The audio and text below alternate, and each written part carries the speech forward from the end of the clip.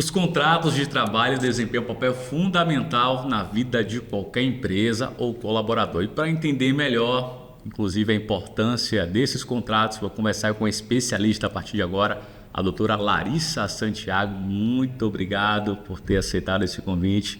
Seja muito bem-vinda. Obrigada, Danilo.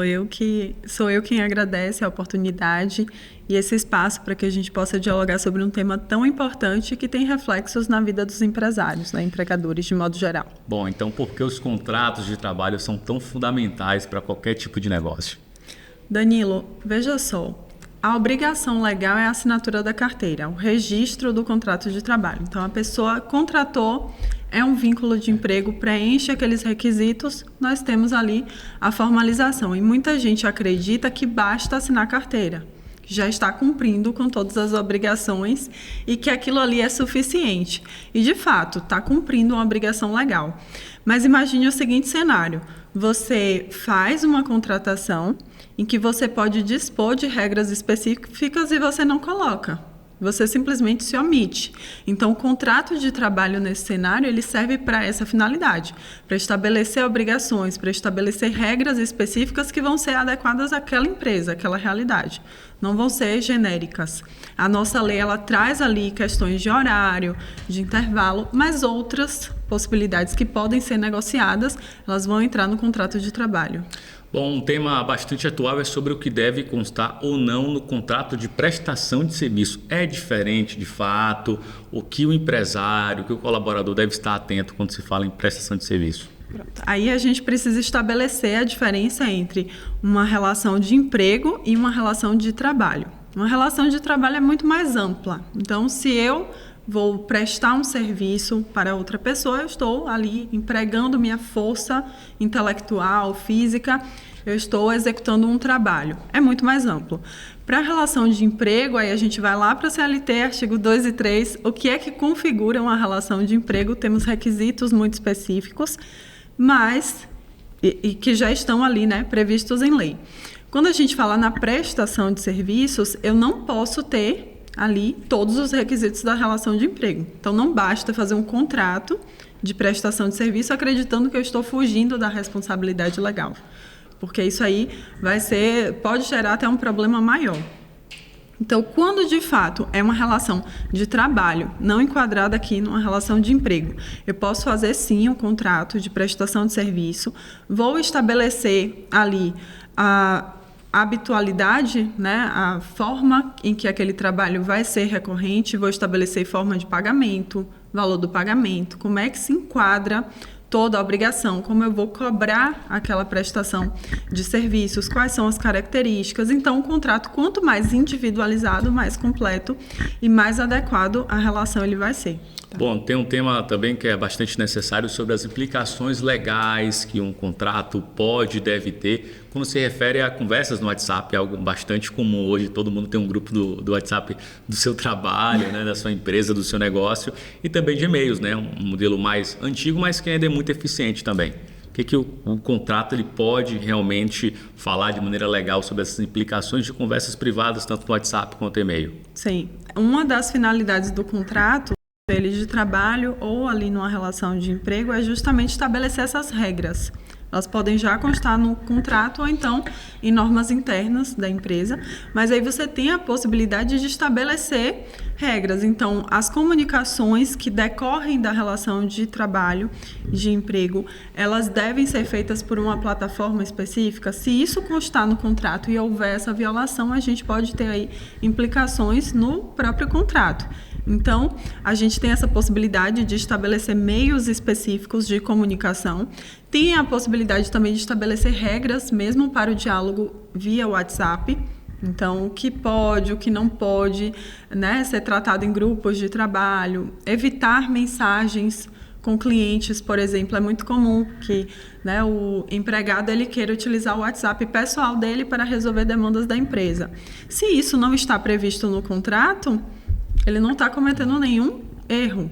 Mas se tem uma previsão contratual específica e esse empregado descumpre, ele está ali realmente violando uma daquelas cláusulas. Bom, em casos inclusive de cláusulas, né, de não recorrência, confidencialidade, Sobretudo em casos de prestação de serviço, o que é legal e o que não é. Pois é. Atualmente a gente tem a Lei Geral de Proteção de Dados.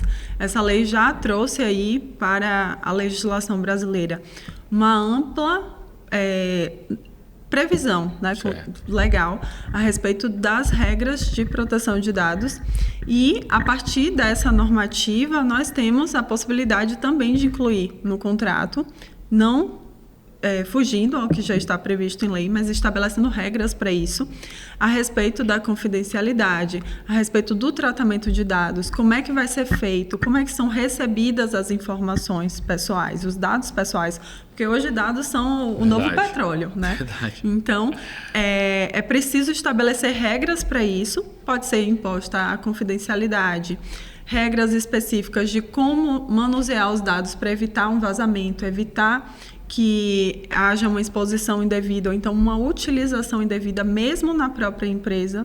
Então, tudo isso aí deve constar no contrato. Isso traz uma segurança muito maior para o empregador, tanto na relação com o seu empregado quanto na relação com seus clientes, né? Ninguém quer ser cliente de alguém que não tem esse cuidado com a proteção de dados. E tudo isso também vai para a importância do contrato. Doutora Larissa, e quais são, por exemplo, as explicações principais que podem recorrer para uma empresa que não está atenta à importância desses contratos, não está atenta, inclusive, ao que o campo jurídico, né, pode fornecer, inclusive, de informação importante para a empresa e também para a continuidade do negócio seguro e saudável? Sim, as implicações são justamente o risco da omissão, né? Se a gente pode estabelecer regras e regras que vão tornar aquela relação mais segura, né, mais clara, é uma coisa que eu sempre falo com os meus clientes, a importância da clareza no contrato. Então, se uma regra está sendo estabelecida, ela é clara e todo mundo está concordando, não há aqui um desequilíbrio, você tem que cumprir e todo mundo entende isso. É muito mais fácil do que aquilo que se espera que se entenda.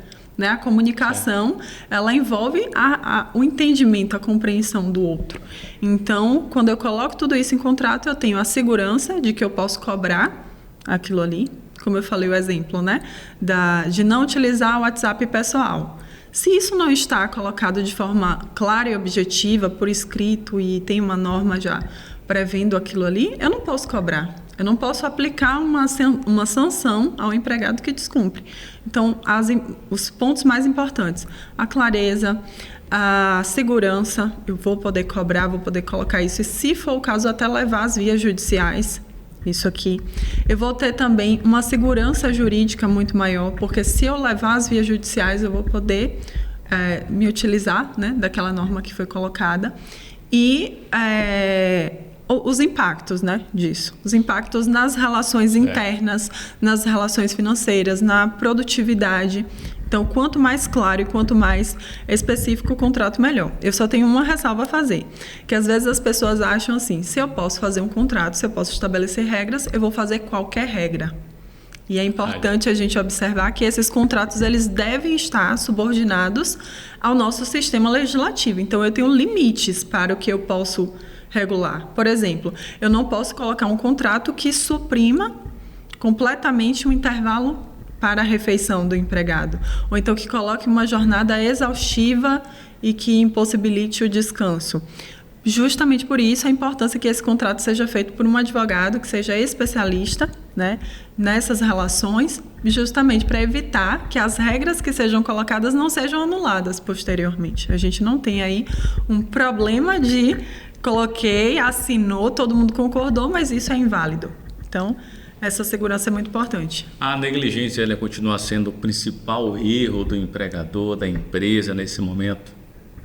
Sim, a gente tem aí um cenário de negligência, um cenário de, muitas vezes, alegado desconhecimento, e eu sempre falo, a ninguém é dado desconhecer a lei. Então, isso daí não é justificativa. Queria dizer que não sabia, e principalmente hoje, com tanto acesso à informação, a gente não tem mais essa possibilidade. Então, essa negligência, ela vai desde o conhecimento, tá? E a efetiva aplicação. Uma coisa que eu sempre falo com os meus clientes, não adianta eu fazer um contrato muito bem elaborado e você não segue, e você não cumpre, e você não aplica. Não adianta você colocar normas internas muito bonitas e programáticas se isso efetivamente não está sendo levado à frente e buscado realmente. Qual a importância, de modo geral, para além da questão do contrato de trabalho, mas, sobretudo, de uma assessoria empresarial, jurídica para um negócio? Sim, hoje é fundamental, né? Falo, não é mais uma questão de luxo, de excesso, é realmente de necessidade, porque a gente está em um movimento legislativo cada vez maior, então são muitas regras impostas e, de fato, por mais que a ninguém seja dado a desconhecer a lei, a gente sabe da dificuldade que é você acompanhar toda essa mudança, toda essa evolução em áreas específicas.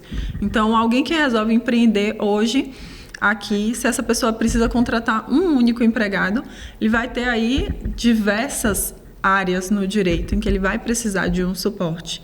E falo sempre da importância de contar com pessoas, com profissionais habilitados. Então, a gente, na assessoria jurídica, cumpre justamente esse papel de fazer essa análise preventiva, tá? Então, é feito um mapeamento inicial de riscos, orientações específicas. Então, a cada necessidade, a cada nova demanda, o cliente ele vai ter acesso ali a um suporte, um parecer jurídico e também na parte combativa, né? Então, se tiver processo, o que for, é muito melhor você estar sendo defendido por alguém que já conhece, que já acompanha todo aquele processo, que sabe como as coisas funcionam, que foi orientando. E a assessoria, ela vem justamente dar esse suporte. Eu sempre recomendo, tá? Desde o início da empresa, assim que possível, colocar ali no rol de investimentos, contar com uma assessoria jurídica. Se não uma assessoria permanente, que seja pelo menos uma consultoria. A gente tem a ideia no nosso, de modo geral, né, de você marcar uma consulta com o médico de modo preventivo. Deixa eu ver aqui como é que estão as coisas. Eu vou fazer aqui exames de rotina. Chega uma certa idade que a pessoa diz assim, não, agora eu tenho uma recorrência para marcar. E advogado, infelizmente, as pessoas só consultam quando realmente já tem aí um problema instaurado. E sempre que possível e o quanto antes isso possa ser feito, melhor e mais produtivo, e sai muito mais barato. Sem sombra de dúvidas. Você precisa economizar, né?